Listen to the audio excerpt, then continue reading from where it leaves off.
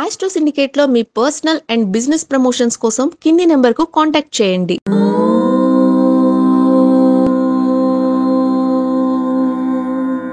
ఓం శ్రీరామ రామ రామేతి రమే రామే మనోరమే సహస్రనామ తత్తుల్యం రామనామవరాననే. అందరికీ నమస్కారం. జూన్ మాసంలో మనకి 24వ తేదీ మంగళవారం ఒక మంచి శుభ కార్యక్రమ యోగం, చాలా మంచి కార్యక్రమం. అంటే అటువంటివి చేసుకోవడం వల్ల మనకున్నటువంటి పితృదోషాలు కూడా తొలగిపోవడానికి అవకాశాలు ఎక్కువగా ఉంటాయి.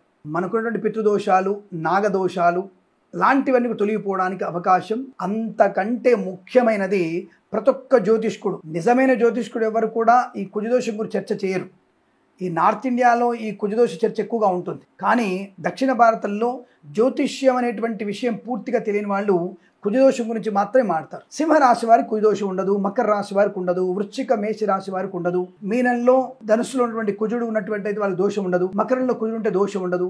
మరి ఇవన్నీ కూడా తెలుసుకున్నటువంటి వ్యక్తులు దాని గురించి ఎక్కువగా మాట్లాడుతుంటారు. మీకు అష్టమంలో కుజుడున్నాడు, సప్తమంలో కుజుడున్నాడు, గురు దృష్టి ఉన్నా, శుక్ర దృష్టి ఉన్నా కుజదోషం పరిహారం జరుగుతుంది, శుభార్గళ పొందుకున్న దోష పరిహారం అవుతుంది. సరే, ఇలాంటివన్నీ కూడా మనం జాతకం చూస్తేనే తెలుస్తుంది కదా. మరి ఏం చేద్దాము అని అడిగితే, జాతక ప్రకారంగా కుజదోషం ఉన్నవారు కూడా ఈ రోజు కనుక మనం పూజ చేసుకున్నట్టయితే ఇవి కొన్ని అద్భుతమైనటువంటి యోగాలు ఇవన్నీ అద్భుతమైనటువంటి యోగాలు. అటువంటి అద్భుత యోగం జూన్ మాసంలో 24వ తేదీ మనకు వచ్చింది. ఏమిటది? కృష్ణాంగారక చతుర్దశి. కృష్ణ అంగారక చతుర్దశి బహుళ పక్షంలో వచ్చినటువంటి మంగళవారం రోజున చతుర్దశి తిథిని అంగారక చతుర్దశి, అంగారక చతుర్థి కూడా అంటారు.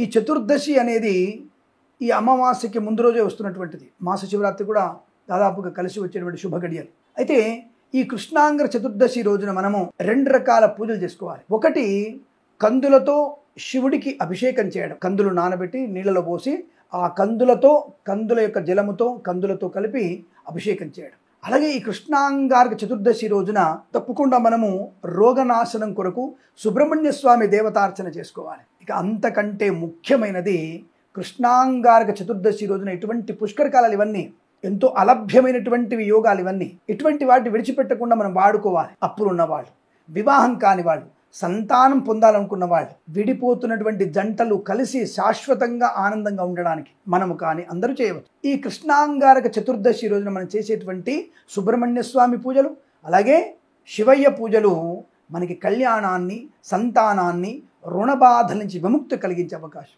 భూ సంబంధ లావాదేవీలు ఉన్నాయి కదా, వాటి గురించి కృష్ణాంగారక చతుర్దశి రోజున ఎవరైతే సుబ్రహ్మణ్య స్వామి హోమం చేస్తారో, కుజగ్రహానికి హోమం జరిపిస్తారో, వారికి రియల్ ఎస్టేటు ఈ యొక్క ఏజెంట్ ఉంటారు కదా, వాళ్ళందరికీ కూడా అనుకూలవంతమైనటువంటి రియల్ ఎస్టేట్ వ్యాపారం బాగా జరుగుతుంది. ఇది బాగా గుర్తుపెట్టుకోండి. రియల్ ఎస్టేట్ వాళ్ళు అమ్మకాలు ఉంటాయి కదా, ఫ్లాట్లు అమ్మకాలు ఉంటాయి కదా, ఎప్పుడు పేపర్లో వేస్తుంటారు.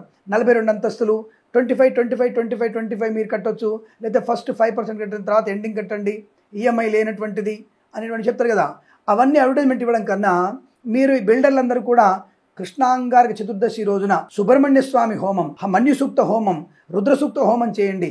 అద్భుతంగా మీ వ్యాపారం అనుకూలంగా ఉంటుంది. అలాగే ఇంకో ముఖ్య విషయం తెలుసా, ఎవరికైనా 10 ఎకరాలు స్వామి ఇల్లు అమ్ముడు పోవట్లేదు, స్థలం అమ్ముడు పోవట్లేదు, అలాగే కొంతమందికి లంకంత కొంపు ఉంటుంది, అమ్ముడు పోవట్లేదు స్వామి, 5 ఫ్లాట్లు కట్టాను అన్నారు కదా, వీళ్ళందరూ కూడా ఈ కృష్ణాంగారక చతుర్దశి రోజున ఇంట్లో మన్యుసూక్త హోమము, అంగారక హోమం జరిపించండి. తొందరగా మీ ఇల్లు అమ్ముడుపోతుంది, మీ పొలము, స్థలము తొందరగా అమ్ముడుపోతుంది, సరైన ధరకు అమ్ముడుపోతుంది. ఆ కొన్న వాళ్ళకి అష్టైశ్వర్య ప్రాప్తి, అమ్మిన వాళ్ళకి అష్టైశ్వర్య ప్రాప్తి ఉంటుంది. ఇక వివాహం కోసము, కుజదోష నివృత్తి కోసం ఇదే హోమాన్ని జరిపించండి. తొందరగా వివాహం జరుగుతుంది, కుజదోష నివృత్తి జరుగుతుంది.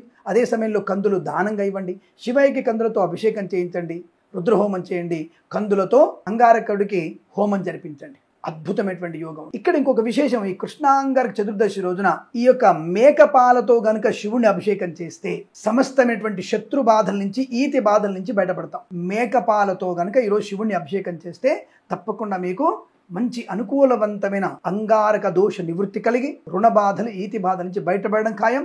అనుకూలవంతమైన ఆనందాది అదృష్ట యోగాలు ఉంటాయి. చేసి చూద్దాం, పోయేదేముంది. మా అంటూ 10,000 15,000 ఖర్చు.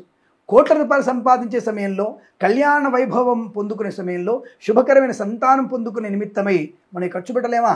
ఆలోచించండి. ఓ 25,000 అయింది, పర్వాలేదు, చేయించుకుందాం. తద్వారా అనుకూలవంతమైన ఆనంద యోగాలు ఉంటాయి. వచ్చినటువంటి ధనాన్ని, సంతానాన్ని, వైవాహిక జీవనాన్ని అనుభవించగలిగే యోగ్యత ఏర్పడుతుంది. ఇక్కడ మీరందరూ కూడా వెంటనే ఈ కృష్ణాంగార చతుర్థి ఏ రోజు 24 జూన్ 2025 మంగళవారం రోజున రోహిణి నక్షత్రంలో వచ్చినటువంటి ఈ యొక్క శుభ గడియలు మీకు అష్టైశ్వర ప్రాప్తి కలిగించాలని కోరుకుంటూ సర్వే జన సుఖినో భవంతు. ప్రేమతో మీ కిరణ్ శర్మ. మరి ఇలాంటి మంచి విషయాలు మీకు చెప్తున్నందుకు మన ఛానల్ని మరొక 100 మంది చేత మీరు సబ్స్క్రైబ్ చేయించాలి.